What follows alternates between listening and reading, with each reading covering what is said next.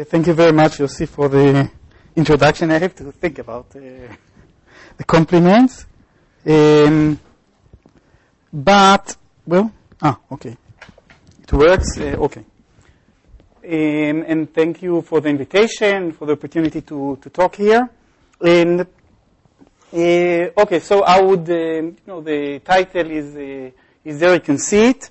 And since I've been here 2 years ago, I think if I'm not wrong, I would not give an extended review on the vomeronasal system. I would start quite quickly with data. Anyhow, most mammals, excluding some negligible species like primates and humans and so on, are equipped with at least two distinct chemosensory systems or olfactory systems in the nasal cavity. There is the main olfactory system here, which is described here schematically, and the accessory olfactory system, also known as the vomeronasal system, described here. So the main olfactory system is the most known and the one that we sense. It starts with the main olfactory epithelium, where sensory cells reside. They send their axons to the main olfactory bulb, and from there the information is transferred to many cortical areas comprising the primary olfactory cortex and also to some limbic areas. The vomeronasal or accessory olfactory system starts with a distinct and independent sensory organ, the vomeronasal organ, sitting between the mouth and the nose, where sensory cells send their axons to the accessory olfactory bulb, which is a specialized zone in the dorsal aspect of the main olfactory bulb or the olfactory bulb. The projection cells of the accessory olfactory bulb bypass cortical areas and send the information directly to areas, few areas called the vomeronasal amygdala, mainly the medial amygdala and the bed nucleus of stria terminalis, or BNST. From there, the information is transferred to many places, but mainly to the hypothalamus. So we have two independent chemosensory systems. And the question, of course, is what is the division of labor between them? And it was the traditional view was that the main olfactory system take care of smell, of the general sense of smell that we all, most of us, use, while the accessory olfactory system take care of pheromones, and today we used to talk about semiochemicals, about chemicals which are released by one animal to communicate with other animals, and so on, and pheromones are just a group or a subset of these chemicals. Now this dichotomy between the two systems was destroyed in the last decade by many studies showing that there is actually a very important role for the main olfactory system in pheromone responses, in responses to few distinct pheromones. Also by data showing that LH, RH neurons in the hypothalamus are actually more innervated mainly by the main olfactory system, and they are a main input to mating behavior. Also, the genetic knockdown or knockout of the main olfactory system, but not of the accessory olfactory system, significantly impair mating. And mating is one of the behaviors that we think are mainly driven by pheromones, at least in rodents. By studies showing that both systems or sensory neurons in both systems respond to the same ligands, actually at least to parallel overlapping sets of ligands. And of course, by the studies showing that olfactory receptors are expressed also in the VNO, and some VNO receptors are also expressed in the olfactory epithelium. So if these cells express the same receptors, they presumably respond to the same ligands, and again we get to the same conclusion. So all these studies have shown that the dichotomy that we talked about is not relevant anymore, and the question that raised accordingly was, what is the difference, the functional difference between the two chemosensory systems or olfactory systems? Why do we need two systems to take care, to detect, and to analyze the same ligands? And we hypothesized quite long ago that the main difference is computational, such that actually each system, while both systems detect and process semiochemicals in either overlapping sets of stimuli, each system analyzes them differently and extract distinct aspects of the pheromonal, of the information which is carried by the pheromones. And then somewhere these aspects are combined together to create a comprehensive internal representation of this information. And one way to analyze these differences were by genetic modification that we could, with which we could analyze the connectivity of the systems. And I'm not going to talk about that. I've shown in my postdoc that the systems create very different connectivity in the input from the sensory organ to the olfactory bulb. In the case of the main olfactory bulb, it is well known that all the neurons expressing the same receptor converge to one or two glomeruli, and that each mitral cell is getting excitatory information actually from only one glomerulus. So there is a label line of information processing in this system, while in the case of the accessory olfactory bulb, the population of cells expressing a given receptor is innervating a set of 10 to 30 different glomeruli, so it's quite diverging system, and each mitral cell is getting information from many glomeruli. Some of them, at least some of them, are from different, coming from different, or getting information from different receptors. So it's in a more integrative information processing type. So that is the information that we got from the anatomical or functional anatomy studies that we have done. And we wanted to get some more information about the differences in information processing between the two systems from electrophysiology.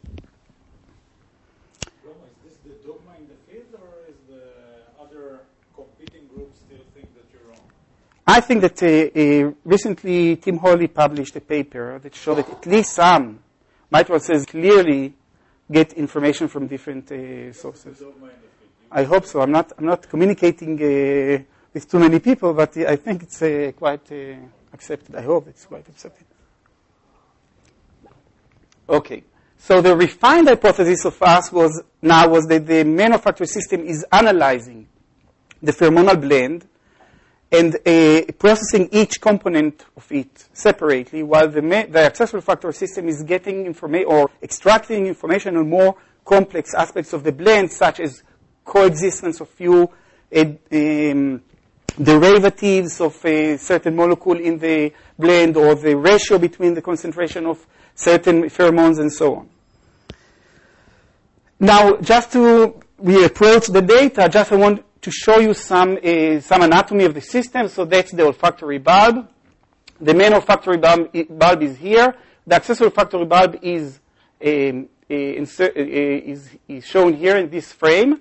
It's in higher magnification. You can see it here. It has the same, basically, both systems are very similar in their cellular and anatomical structures. They have the same layers, the nerve layer, the glomerular layer, the plexiform layer where the mitral cells are. Granule cells are below. Here is a Golgi staining. So these are the mitral cells, the projection cells, which interest us. And we are recording from these cells. And we do it in acute slices of the olfactory bulb. And basically what we do is we give an electrical shock to the sensory fibers coming from the sensory organ.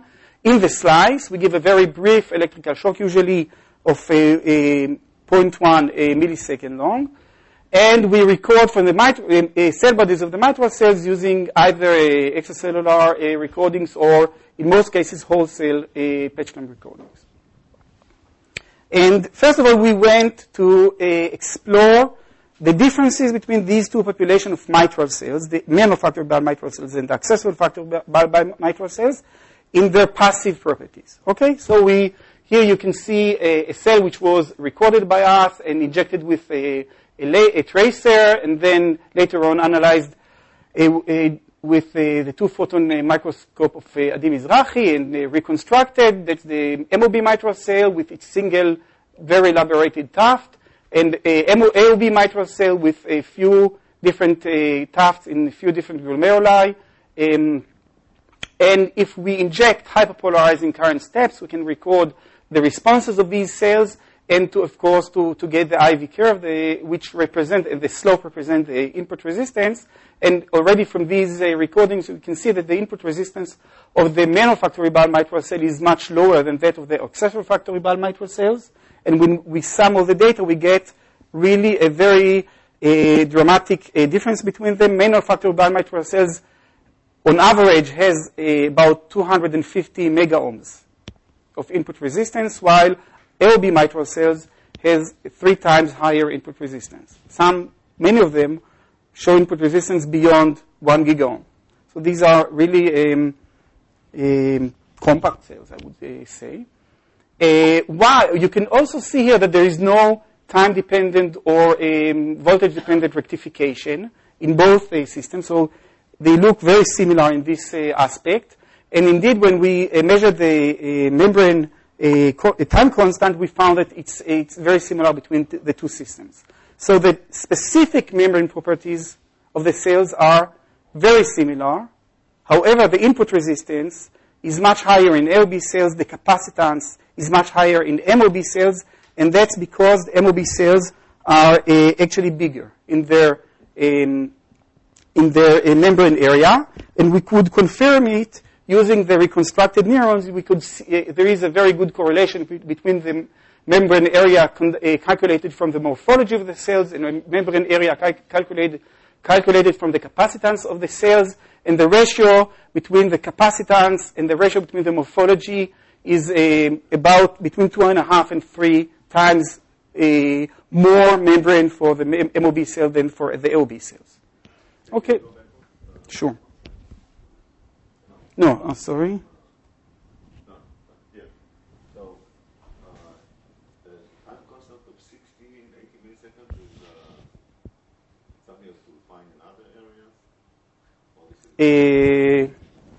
I don't know. I'm not familiar enough with the other areas. Let's see. Okay? Yes. What bothers me is a cell or some cells that have 1.5 gigaohm input resistance. Even higher. 1.5 gigaohm means that every picoamp will make a huge voltage jump. Mm-hmm. And a single channel is few picoamp. So you should see. These cells all the time. These cells are really noisy. Are really noisy. These cells are noisy cells. No, that's MOB cell. Here you can see an LB cell. It's much more noisy. Okay? Okay, so, but the passive properties of the cells are not enough to explain the differences to tell they are different in their of the type of information processing they are doing. So we went on to go to measure the active properties, the firing properties of the cells. And what we are doing is injecting the polarizing current steps and getting firing responses. You can see here already that the monofactory bulb mitral cells are responding robustly, even to threshold stimuli. And this enhance, you can see in the IF curve, you can see this kind of a jump of a step. They lack actually. From there, they go up to 30 to 100 and 120 hertz before they get to saturation. In the case of LB mitral cells, you can get much moderate in lower frequency responses to threshold stimuli, and they again get we get higher and higher frequency, but usually we get to saturation between 40 to 50 hertz. So these cells, despite being much more having much higher input resistance, are much less excitable. The LB cells are less excitable than the MOB cells. Okay, if you just connect the minimal firing rate and the maximal firing rate for each of the MOB cells and for the LB cells, which are the blue lines, you can see that they tend to fire in very different dynamic ranges. So it gives the notion is that they are tailored or designed to different types of information processing. Okay, but that's only a notion yet. Another difference that you can see here is that the manufacturing biomarker is getting to steady state in its spike height and after repolarization and firing rate very fast, while in the case of the ALB, you can see that all these parameters change throughout the pulse, the current step. And we went further to explore these differences, and indeed, in MOB mitral cells, you can see again the instantaneous firing rate, the HP and spike height change, get very fast between 100 to 200 milliseconds, getting into a steady state.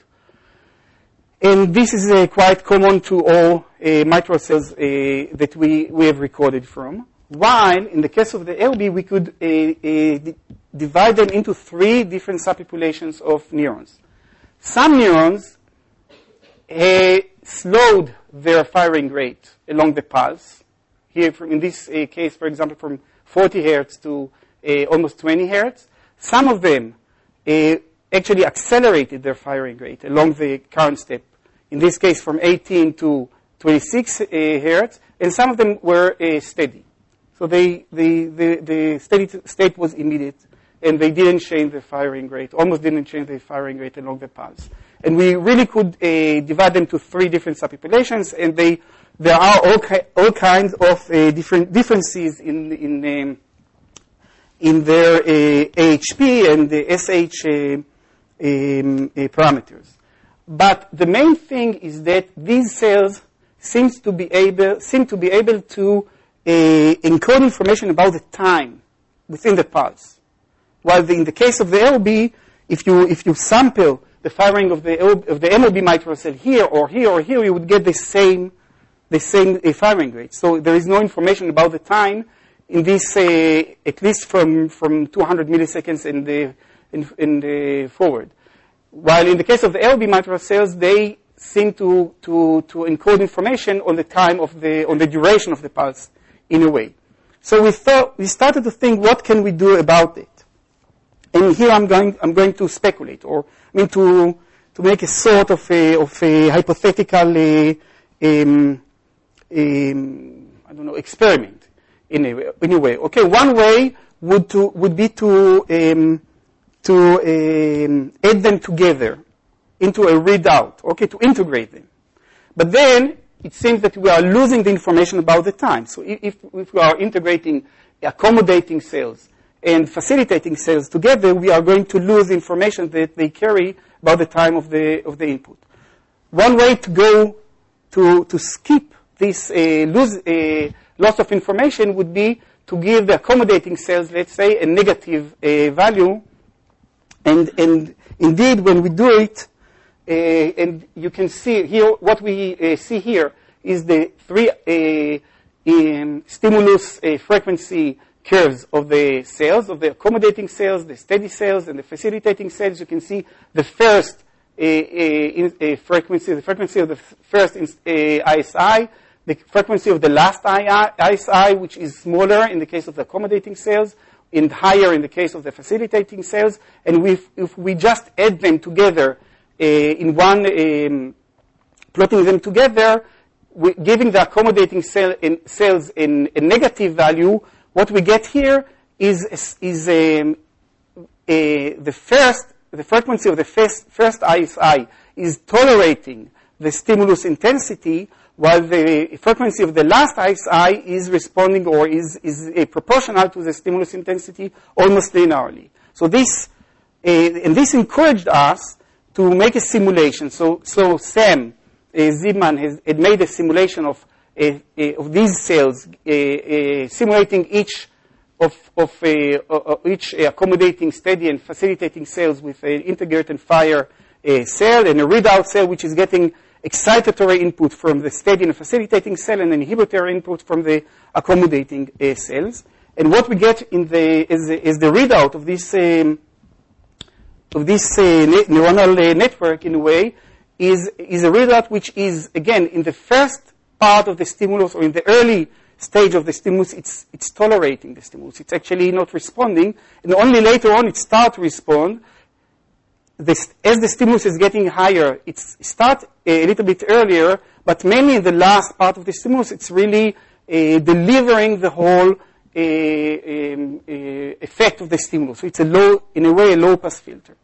Okay, so this is just an hypothetical network that we played with, but I will get back to it at the end of the lecture. Okay. Do you know anything about the different types of cells, the proportionality of them? Do they The accommodating cells? to the same, No. The proportionality, I think, is 40% accommodating, 30% steady, and 30% facilitating. We know nothing about their targets. We know, but of course, they are all excitatory. But the accommodating cells may impinge on inhibitory interneurons in the next station, so they can generate inhibition. Okay, so this is something I don't have any proof to it, but I don't have any reason to reject it yet. Okay. Okay, so so here, so far we have played with a constant stimulus, giving a constant current steps to these cells. So this time these simulations are the steady state like No, the next time. Okay, and these are 3 levels of stimulus. So the accommodation is. So this is the increase here, or this is just the sum. If you just had a steady, input, what would it have? If we just have a steady input, I would expect this This will look like. Yeah. I think it would look it would start steady and stay steady. It would respond.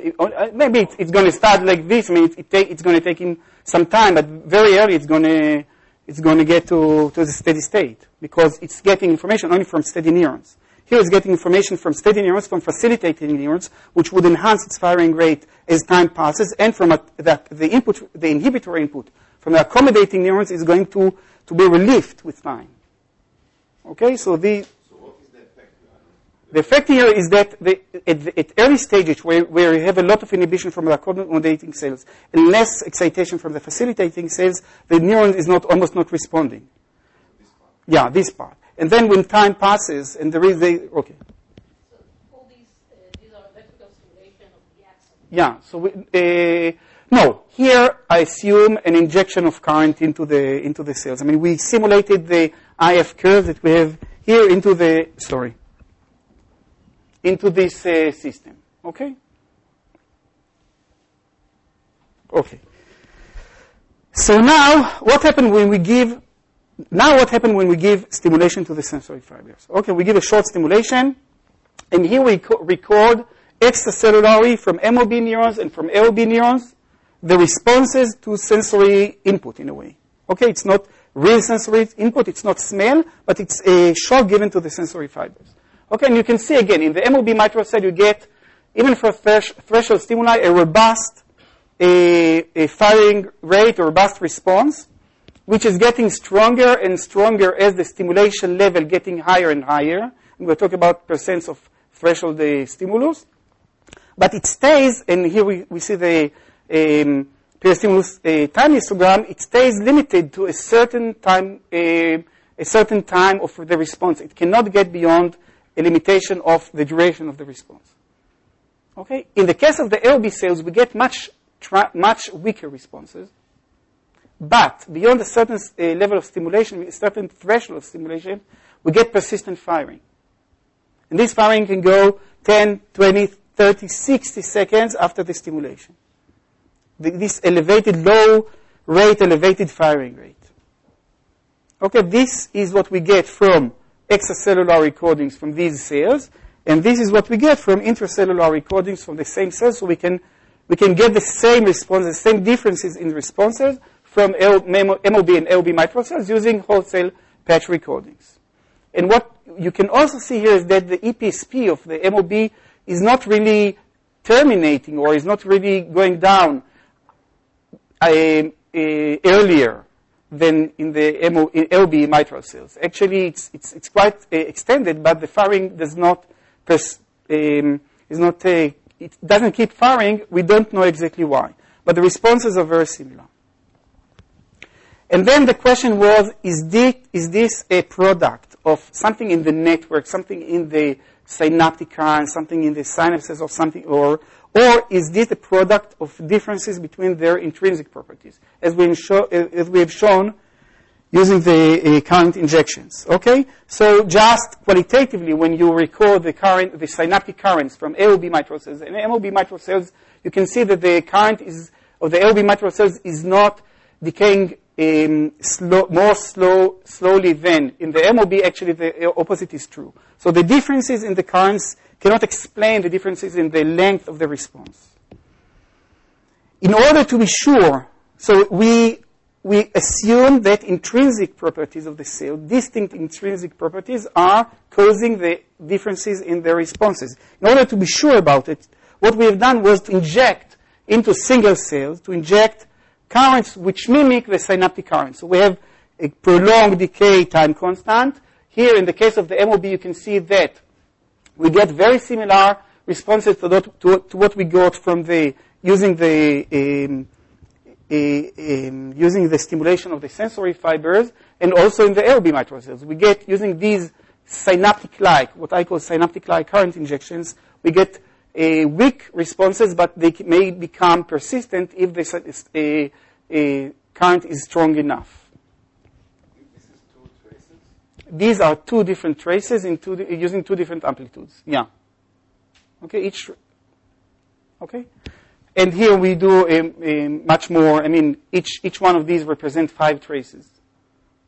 Okay. When you do the stimulation of the sensory input, the stimulus itself is a short pulse. Yeah, it's 0.1 millisecond long. Synaptic currents that last for a second. We have synaptic currents that last, I mean, depends what you mean last, but last for sometimes 2-3 seconds, but not 30 seconds. No, I mean, this may be too long, you say. This may be too long. Okay. No, I mean, it's surprising that there's physiology there. It's the channels that say open source for so long. Okay, we are going to talk about it. That's the whole, that's what I'm going to talk about, okay? Okay, so just I want to say, some people have asked, maybe cells are releasing glutamate on themselves, which happens in the olfactory bulb. So they are actually stimulating the cells with glutamate. So what we have done was to put synaptic blockers. So in this experiment, for example, we blocked we blocked GABA A, GABA B, AMPA, NMDA receptors, and metabotropic glutamate receptors all together. And what we got is actually a length. The response was even longer than in the control.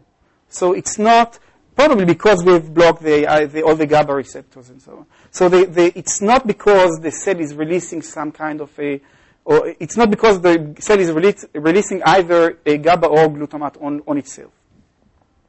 So what can be? Just before that, we can also, this transition from a transient mode to a persistent firing mode may be very highly abrupt and depends on, I think, on the amount of firing here. So here what you can see is that we can change either the decay time constant of the injected current from 1 second to 2 seconds to 5 seconds, or the amplitude of the injected current from 50 picoamps to 70 picoamps to 100 picoamps. And we get a very abrupt transition from transient to a persistent mode of firing, using, for example, with 1 second of decay time constant going from 70 picoamps to 100 picoamps. And if we are using 2 seconds of the decay, we can get it even in 70 picoamps. And with 5 seconds, we can get it even in 50 picoamps. So this is telling that the response is created by some, probably by the amount of firing in the very beginning of the response. Okay. Of here, of this injected current. Yeah. This is prolonged stimulation. Yeah, but it's not stimulation of the fibers. It's a stimulation of one cell. And okay, So the question is what may be the mechanism that generates this persistent firing, which seems to be an intrinsic property of the LB neurons. And now I'm leaving the MOB. Oh, no, I'm not totally leaving them. Okay. We'll see. So one... You said it's both. No. It's only the LB neurons that having the persistent firing. Yeah, but the subfacial or The subfacial, yes. Yeah, but... Okay. But the firing... The EPSP itself, you mean? What do you mean the subthreshold? Well, the depolarization, which lasted for long. Yeah, the depolarization is long, but the length of it is few seconds. It's not 60 seconds long. Okay, this is something that is unique to the AOBL, and I'll show you. Okay, so here what we have done was to put BAPTA into this intercellular solution. BAPTA is a chelator of calcium, so we lower very, very much the levels of calcium in the cell. And what happened when we are doing that, never mind if we are using the synaptic light current to induce persistent firing, and here we are putting 3 different traces, identical traces here, okay? Or we are using synaptic stimulation of the sensory fibers to induce the persistent firing. BAPTA reduce the duration of the firing very much. Okay, you can see here control versus BAPTA, and this happens in the AOB. In the MOB, BAPTA does not change anything in the firing, in the length of the duration of the firing rate. Okay, so the MOB response does not seem to be calcium dependent, while the AOB response seems to be calcium dependent. So we have a calcium dependent persistent firing. What can be the conductance underlying it? Okay, so we went to the library, not exactly to the library, but we went to the literature, and we found out that there is a conductance called long-lasting calcium-activated non-selective cationic current, which is activated by all kinds of metabotropic receptors, like glutamate metabotropic receptors, muscarinic receptors, and so on, and is called in also ICANN. Okay? And we decided to check whether this type of conductance is responsible for the persistent firing in our system. And it has it's not totally selective, but it has a blocker called flufenamic acid. So we applied flufenamic acid to the cells, and here you can see again 3 different traces of the same stimulus before the flufenamic acid, in the presence of the flufenamic acid, and after wash of the flufenamic acid. So the flufenamic acid managed to reduce the firing rate at least by 60%. And again, we can get it either with a synaptic-like stimulation or with synaptic stimulation. In both cases, the flufenamic acid is very effective, and it's not effective on reducing anything in the MOB. Maybe, there is no statistically significant difference between the control and flufenamic acid in the case of the MOB.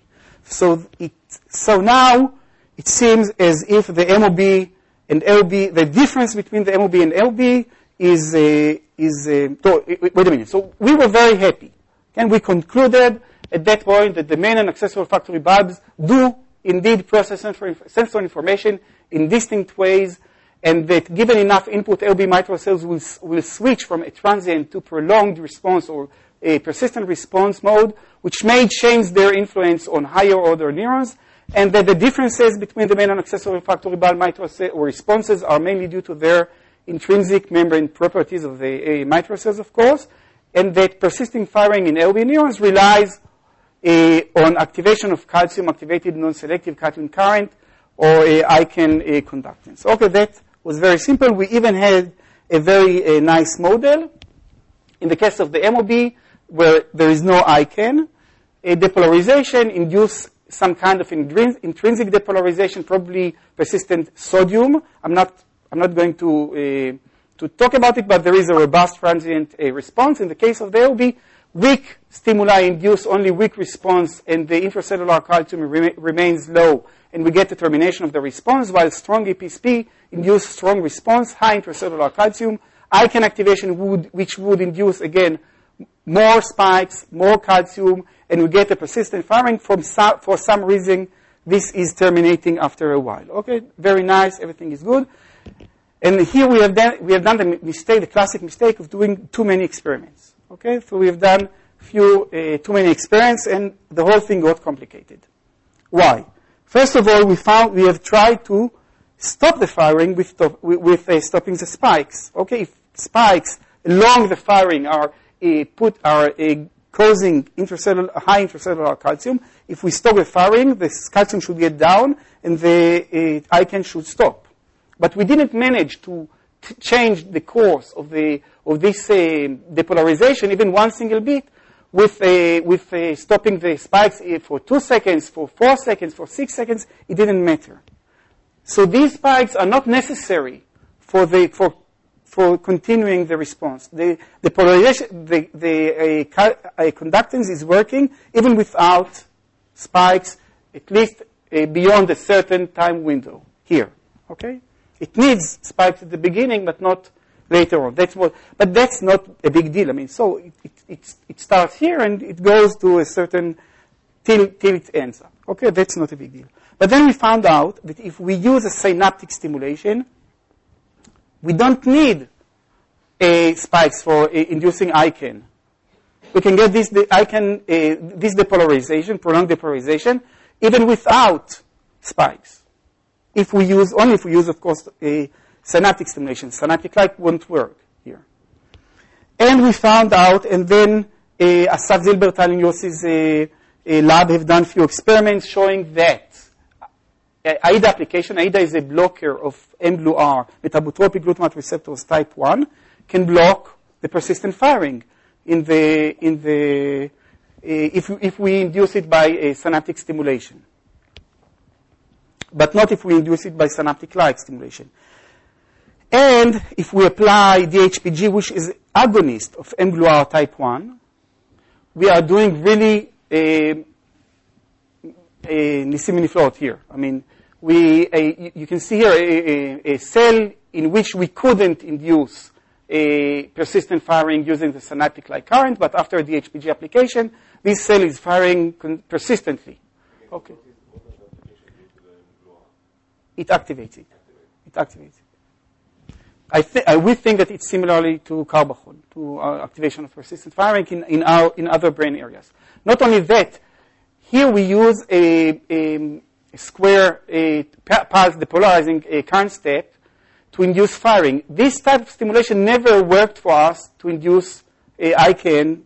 We don't know exactly why. Only synaptic-like stimulation, synaptic-like current injections worked. But if we do it in the presence of the HPG, then we get very nice ICANN activation or persistent firing after this type of stimulation, and it can even be integrated to create a very strong persistent firing.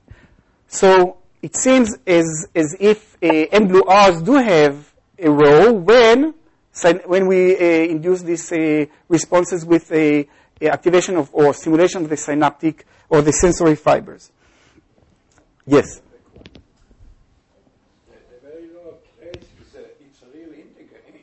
Yeah, right? yeah, Non-leaky integrator.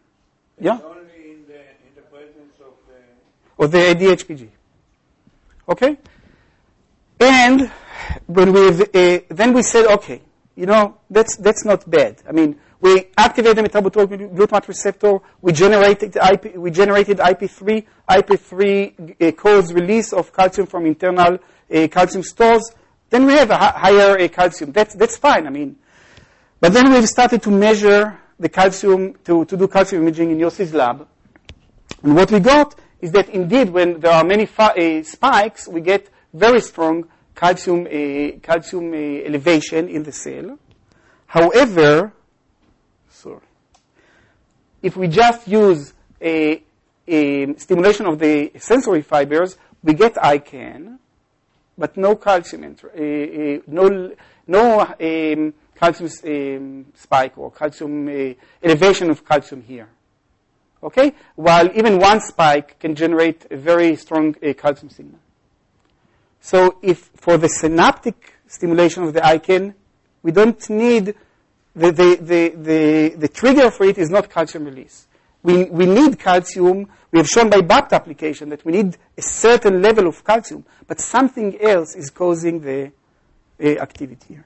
Okay, so then last thing is that we have tried to ask ourselves what is the channel really behind this thing. And regarding persistent firing or ICANN activation in other brain areas, there are many candidates, okay, that may serve as the channel. People talk about TRPM4. All of them are TRP channels, TRPM4, TRPM5, TRPC6, TRPC5. We have tried, for example, with TRPM4 immunostaining. You can see there is a very strong specific staining for TRPM4 in the LB, but also in MOB mitral cells. So the difference between the MOB and LB mitral cell is not the expression of TRPM4. We are going to try other channels, but we don't know yet. Okay, so just so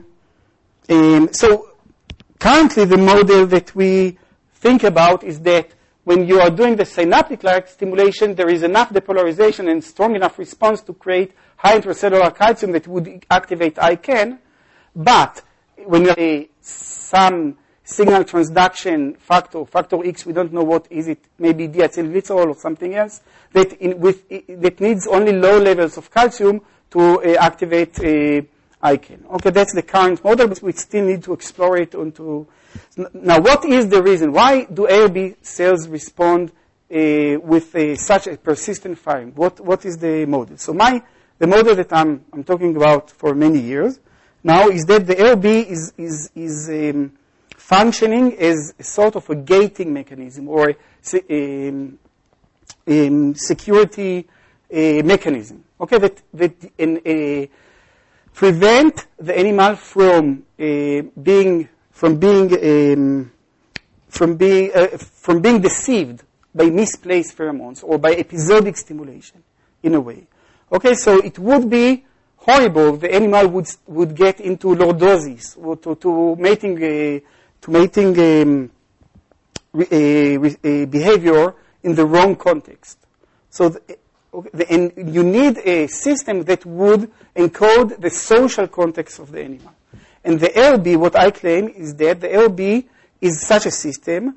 It prevents the animal from, it needs a lot of stimulation for long enough time in order to go to this persistent firing, which then signal the higher brain centers that the right context is here. You can now respond to signals coming from the main olfactory system in a certain way. That you shouldn't respond to them if the context is wrong. Okay, that's the idea.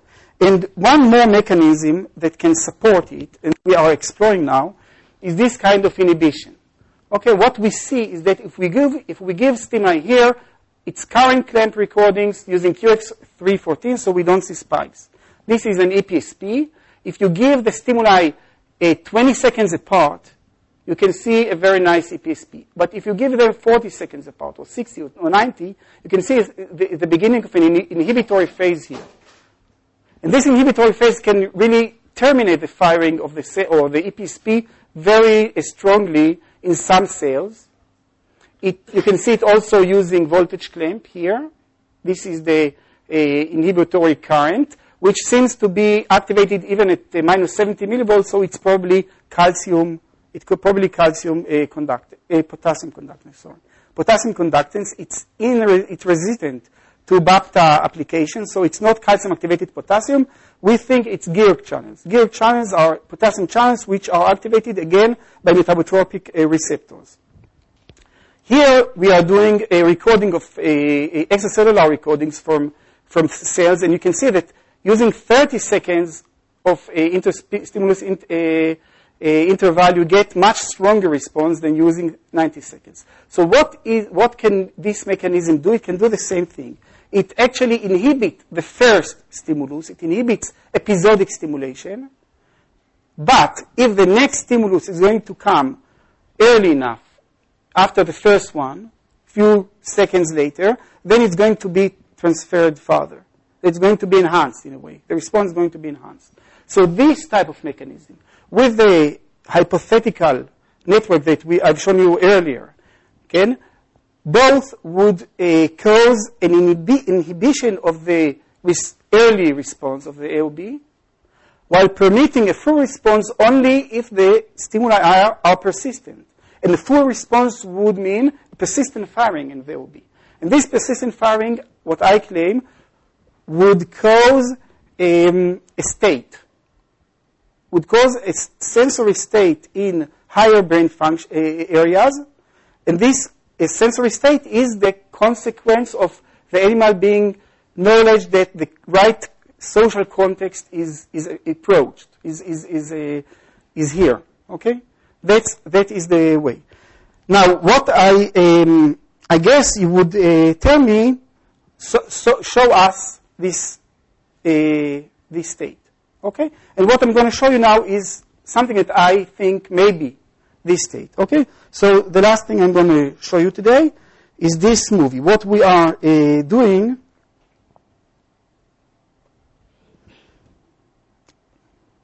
is recording from behaving animals, okay, while they are performing a social recognition. Okay, so what we do is we introduce, this is the recorded animal. It's a rat, it's not a mouse. We introduce a new animal or a juvenile into its cage, and you would see, and here you can see, just I'll activate it. What you see here are recordings, local field potential recordings from the LB, the main olfactory bulb, the medial amygdala, which is the recipient area from both areas, and the lateral septum, which is a even higher stage in the brain. Okay, and here we put a new animal into the cage, and you can see that the recorded animal, the resident, is immediately going to sniff it, to investigate it. Okay, that's the social investigation of the animal. Okay, and then I'll take you to another stage of the experiment. At a certain point of the investigation, look here, you would see that the animals start to poke the other animal in the back, mainly in the neck, and then we start to see this activity. This synchronized activity in all these brain areas is typical only to social recognition. We cannot get it when the animal is recognizing or investigating an object or the cage or food or anything else, only when it is investigating a new animal, or not a new animal exactly, an animal or itself. And we see it when we put the animal into the cage in the first time for 5 minutes, we see it very late. It takes a lot of time till we start to see this activity. In the second time we put the animal into the cage, we get it much earlier. And in the third time, even much earlier. So as the animal meet when the recorded animal see a familiar animal, this activity starts much earlier. And we think this is the kind of states that we are looking for, a state which is created by recognizing the right context. This is a familiar animal. I can do all kinds of things with it. Okay, that is the idea, whether it's mating, aggression, whatever. And finally, I would make it shorter.